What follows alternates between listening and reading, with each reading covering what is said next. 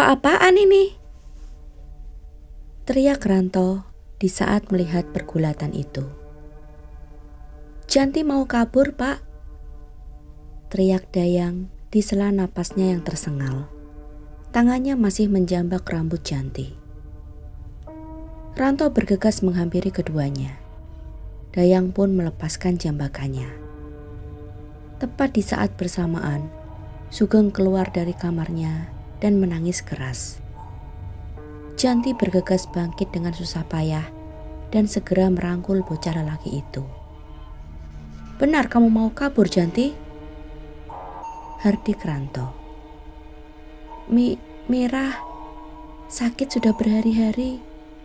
Aku ingin meminta bantuan kepada tetangga. Jawab Janti terbata-bata. Ia berdiri di atas kedua lututnya sambil terus mendekap Sugeng. Bibirnya menggumamkan kata-kata bujukan dan penghiburan. Ranto bergegas memasuki kamar yang ditempati oleh Janti, Mirah, dan Sugeng.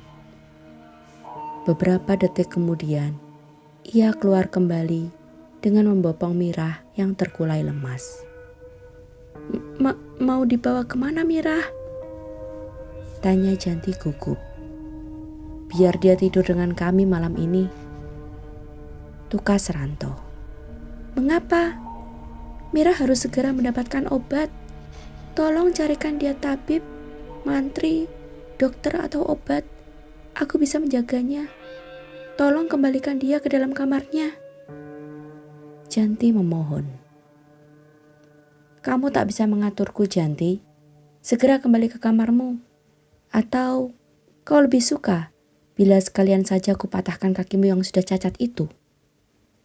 Hardik lelaki itu.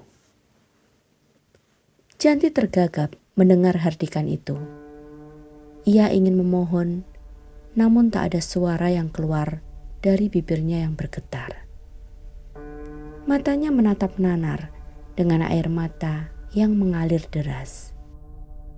Lengan kirinya masih merangkul tubuh Sugeng saat jemari tangan kanannya tergantung di udara, berusaha menggapai kaki Ranto yang telah masuk ke dalam kamar. Dayang segera menutup dengan membanting pintu itu hingga menggetarkan kusennya. Lalu terdengar suara anak kunci yang diputar dari dalam. Janti tergugu. Ia terkulai lemas dan terisak sembari memeluk Sugeng yang membisu ketakutan. Sambil terus menangis, Janti memeluk bocah lelaki itu di atas pangkuannya. Perempuan malang itu menyelonjorkan kaki dan bersandar pada dinding di luar kamar Dayang. Berharap Ranto akan berbaik hati membukakan pintu itu dan mengizinkannya untuk merawat Mirah.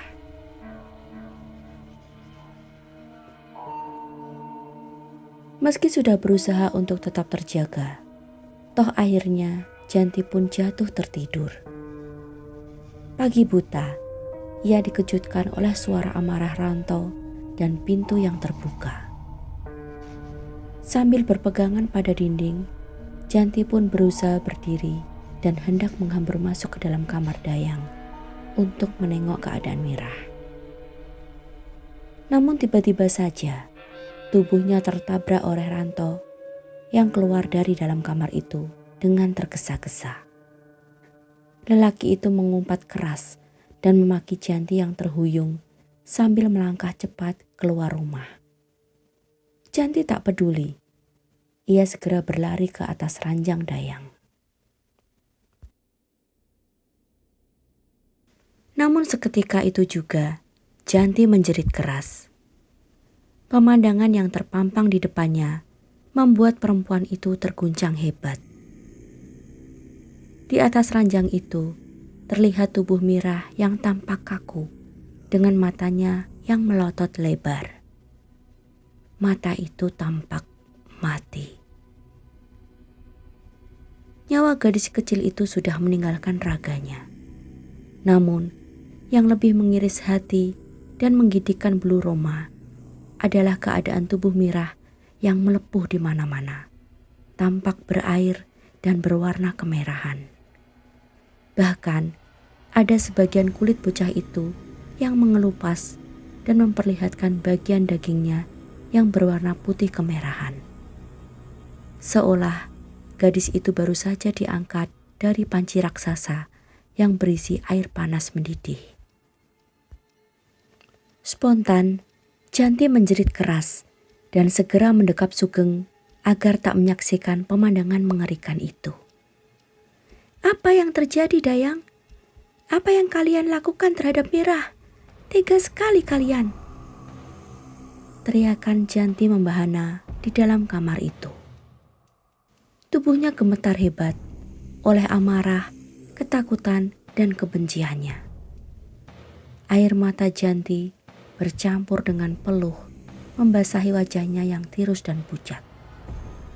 Sementara itu, Dayang yang duduk menyamping di sisi ranjang hanya menatapnya dengan raut wajah tanpa ekspresi. "Jawab, Dayang, mengapa kalian membunuh Mirah?" bentaknya lagi. Suara Janti tersengal-sengal di sela isak tangisnya. Dayang melangkah mendekati Janti. Lalu, secara tiba-tiba, ia melayangkan tangannya sekuat tenaga untuk menampar sang ibu tiri.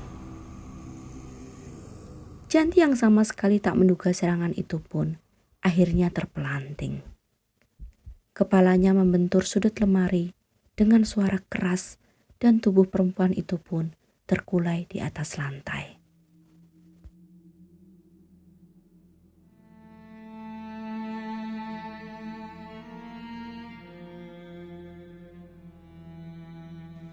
Para tetangga mulai berdatangan dan memasuki rumah itu. Dayang menangis memeluk Sugeng di ruang tamu. Sementara ayah mereka menunjukkan sikap berduka dan kebingungan saat menerima ucapan bela sungkawa dari para tetangga dan kerabat mereka. Beberapa orang perempuan menyiapkan dipan dan perlengkapan lainnya untuk memandikan jenazah Mirah. Beberapa lainnya menyiapkan kain kafan serta rangkaian bunga melati untuk menghias keranda serta bunga tabur untuk dibawa ke makam bocah itu. 3 orang perempuan paruh baya berbaik hati menyiapkan minuman untuk para pelayat yang datang. Sementara para lelaki mengatur kursi dan mendirikan tenda di depan rumah Ranto untuk menaungi para pelayat dari teriknya sinar matahari. Ranto dan Dayang memang menyadari kasak kusuk di antara para pelayat dan tetangga mereka sehubungan dengan keadaan jenazah Mirah yang tak wajar. Namun untuk menghindari pertanyaan mereka, kedua bapak dan anak itu pun berusaha menunjukkan kesedihan dan rasa kehilangan mereka dengan terus-menerus menangis dan mengabaikan pertanyaan-pertanyaan mereka.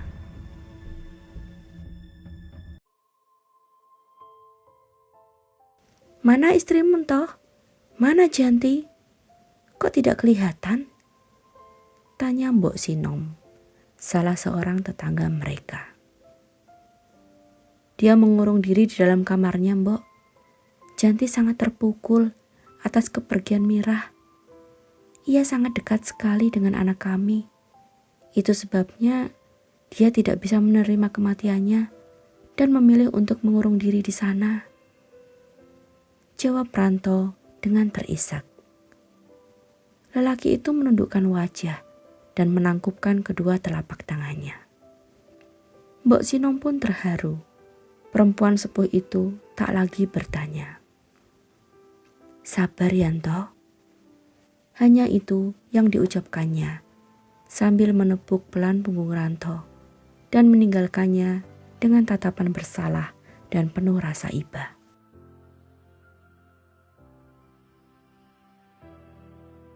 Setelah jenazah Mirah selesai dimandikan, mereka pun membawanya ke masjid kampung untuk disalatkan.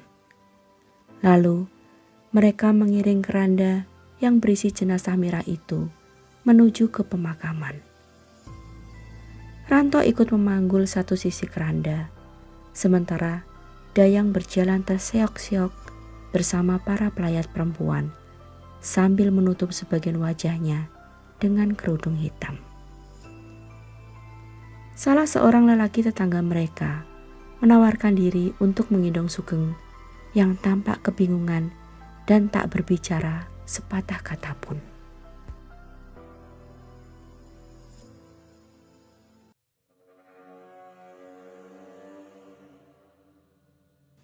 Rumah Ranto mulai sepi. Hanya ada 2 orang perempuan paruh baya tetangga mereka yang masih tinggal untuk membereskan gelas-gelas kosong bekas minuman para pelayat. "Kenapa sering sekali terjadi kematian di keluarga ini ya, Mun?" bisik Mbok Warti sambil mencuci gelas-gelas kotor di dapur. "Entahlah, Ti, aku juga merasa aneh. Apalagi jarak kematian mereka yang beruntun dan penyebabnya yang tak wajar. Jangan-jangan," ucap Mbok Munaroh. Perempuan itu tak ingin melanjutkan ucapannya. Jemarinya cekatan mengelap gelas-gelas yang sudah dicuci dan mengembalikannya ke lemari dapur. Tingkah lakunya tampak canggung dan gelisah. "Jangan-jangan apa, Mun? Apakah yang kamu pikirkan sama seperti yang kupikirkan?" desak Mbok Warti. "Memangnya apa yang kamu pikirkan, Ti?" Mbok Munaroh balik bertanya. "Kematian mereka seperti sengaja untuk ditumbalkan," bisik Mbok Warti. "Lagi pula, di mana Janti? Kok ndak kelihatan? Katanya Janti terpukul dan mengurung diri di dalam kamarnya. Apakah dia yang melakukan hal ini kepada anak tirinya? Apakah sejak awal ia memang ingin merebut Ranto dari kakaknya?" Mbok Munaroh membisu. Ia ingin membantah, namun hatinya mengatakan hal yang sama dengan ucapan Mbok Warti. "Ditumbalkan untuk apa? Pesugihan? Oleh siapa? Janti? Toh rumah ini juga bukan rumah yang mewah," ujar Mbok Munaroh setelah beberapa saat mereka sama-sama terdiam. "Entahlah, mungkin belum. Aku curiga dia juga yang telah membunuh Sumiati dan Sang Aji," pelan jawab Mbok Warti. "Aku merinding kalau berada berlama-lama di rumah ini, Mun. Ayo cepat, segera kita selesaikan pekerjaan kita dan lalu pulang. Kita tutup saja pintu depan dan belakang rumah ini," sergah Mbok Munaroh. Mbok Warti mengangguk cepat-cepat dan tergesa-gesa menyelesaikan tugasnya. Mereka pun tak lagi berminat untuk meneruskan obrolan. Rasa ketakutan perlahan merasuki benak kedua perempuan sepuh itu. Beberapa menit kemudian, Mbok Warti dan Mbok Munaroh pun menutup pintu depan dan meninggalkan rumah itu dengan langkah terburu-buru. Di dalam kamarnya, Janti memejamkan matanya rapat-rapat, lalu mengerjapkannya. Butiran air mata pun langsung mengaliri sisi wajahnya. Dayang telah mengikat tangan dan kakinya dengan menggunakan tali tambang yang kuat dan menyumpal mulutnya dengan kain agar ia tak bisa bergerak dan berteriak. Tubuh Janti dibaringkan di lantai di tengah ruangan kamarnya agar ia tak bisa menyenggol apapun yang bisa menimbulkan kegaduhan. Jangan sampai Janti bertemu dengan para pelayat dan terlalu banyak membuka mulut kepada mereka, terutama tentang luka bakar di kakinya dan apa yang terjadi sebelum kematian Mirah, bisik Ranto kepada Dayang beberapa jam lalu sebelum para pelayat datang. Dayang yang mendengar perintah sang ayah pun hanya mengangguk tenang. Janti kembali menangis. Ia ingin menangis sepuasnya meski tanpa suara. Hanya sedu-sedan dan isakan yang teredam oleh sumpalan kain di mulutnya. Ia ingin menangis dan terus menangis. Namun cukup untuk hari ini saja. Ia berjanji akan segera melarikan diri dari rumah ini, dari cengkeraman rantau dan dayang. Begitu ia mempunyai kesempatan untuk itu. Setelah itu, ia bersumpah tak akan menangis lagi. Ia akan pergi sejauh-jauhnya. Lalu bagaimana dengan Sugeng? Janti menghentikan tangisnya saat ia menyadari pertanyaan itu. Ia harus membawa Sugeng kemanapun mereka akan pergi nantinya. Ia tak ingin meninggalkan bocah itu dengan ayah dan kakak perempuannya yang kini sudah menjelma menjadi sepasang iblis.